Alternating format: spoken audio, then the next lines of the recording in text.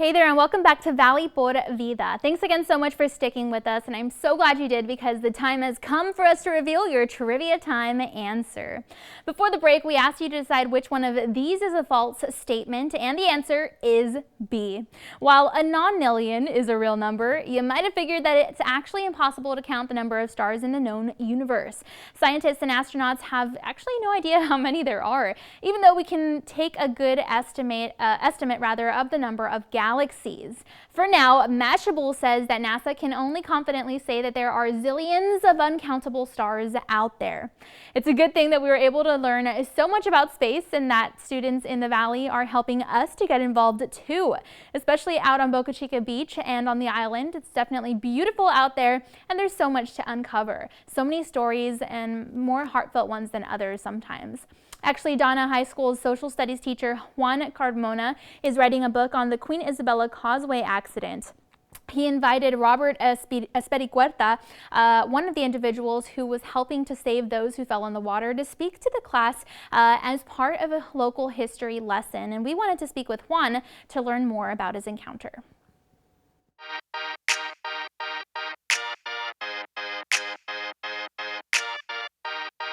Talking to Joshua Morales and Robert Espericueta, we've been talking, wanting to promote the story of what happened here, in September 14th into 15th, 2001, just a few days after 9/11. And this is a huge story here in the Valley, but it was easily swallowed up by the events of 9/11. In fact, the events of 9/11 are very, present in the story, because when the collapse happens, the noise and the fall, immediately the first thought is we're under attack, because that's the mindset of people living in 2001. So, there's a brief hesitation as to what to do. And even interviewing Mr. Robert Espericueta, he talks about, for a moment, are we going to go help or not? He was more worried about the people in his boat than, so I don't want to take him into danger, but eventually, his cousin Roland, convinced him we should go and help, but, let's see what we can do. And that ensued a story that obviously the podcast, I think it has over 100,000 listens by now. And it's a story that's because he hadn't been able to talk about it as a gag order for 20 years. So if you ever did research, which I could have done too, it wouldn't be fully accurate. You wouldn't have gotten this whole story at all. So what my job is to tell the whole story and to put it in context and to put it basically frame it as this is just a couple of days after September 11th. Aside from incidents like that, the island, my home, can be a very safe place. But if you do decide to hit the sand and feel the warm sun on your skin for a weekend getaway, be sure to keep in mind swimming safety tips for you and your family. Whether you're in a pool, the ocean, or even a bathtub, it's important to know how to stay safe. So we went ahead and caught up with Aqua Tots to learn how we can swim safe and to get some info on how swim lessons can be the perfect holiday gift. Again, it's something that's year-round, but I would love to share some safety tips. So things that we focus on at Aqua Tots is I call them the ABCs of swimming. So these are some safety tips that we love for all parents to know about, and even our children, right? So let's go through the letter A, and that is adult supervision. So always make sure that there's adults supervising your children when you're near or around any type of water. So that's our A. Our B is barriers. So we'd like to focus on barriers. What does that mean? That means that if you do have a swimming pool at home, or if you're going to be near any body of water, make sure that there's something there. If there's a fence, what my mom used to do is we always had a gate in order to access the swimming pool. She would carry around the keys of that gate with her in her pocket. They weren't hidden. They weren't in a drawer. They were with her at all times. Kids are curious. They see where we put stuff away. So make sure there's a barrier, before you get to that body of water. And C is classes. So make sure that we're taking classes. The American Academy of Pediatrics is actually recommending children start swimming lessons at age 1. So we have that available for you guys at Aqua Tots. We actually start them at age 4 months. So is there a difference when starting them young? Of course there's a difference.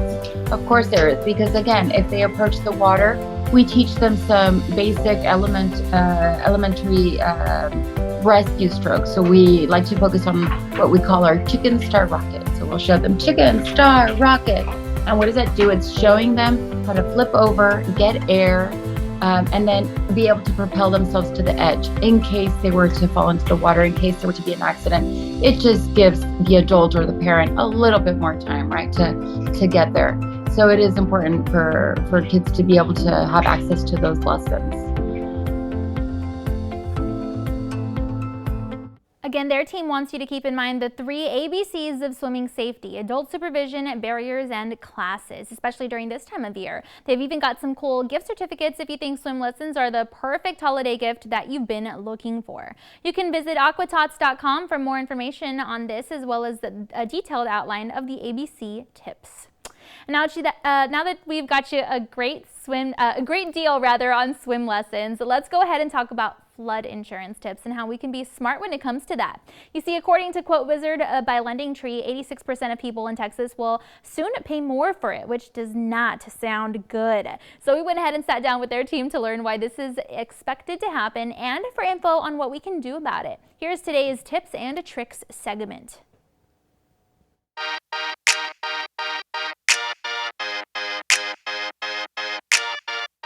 So we recently did a study looking at flood insurance nationwide. And the big thing to remember about this is that flood insurance is changing for everyone. And that's because as of October 1st, FEMA has redone the rules about how flood insurance is regulated and priced. Prior to this, flood insurance was primarily based on where you live and the value of your home. That is not going to be the case anymore. Moving forward, flood insurance is now going to be priced on a number of different factors, but the main 2 of those are going to be the risk that your house is facing and the cost of replacing it. The reason that is incredibly important is because that is going to change the way that flood insurance is priced. We're expecting this to affect about 800,000 people in Texas, and it's going to have an immediate impact on your flood insurance premiums. That's why you can see it's important to visit quotewizard.com for more helpful tips to keep in mind, plus info on other surveys and statistics that they're working on for the new year. All right, well, 'tis the season. It definitely feels like it already, and it's starting to look like it too, especially here at the TV station. What do I mean by that? Well, let's go ahead and dive in deeper.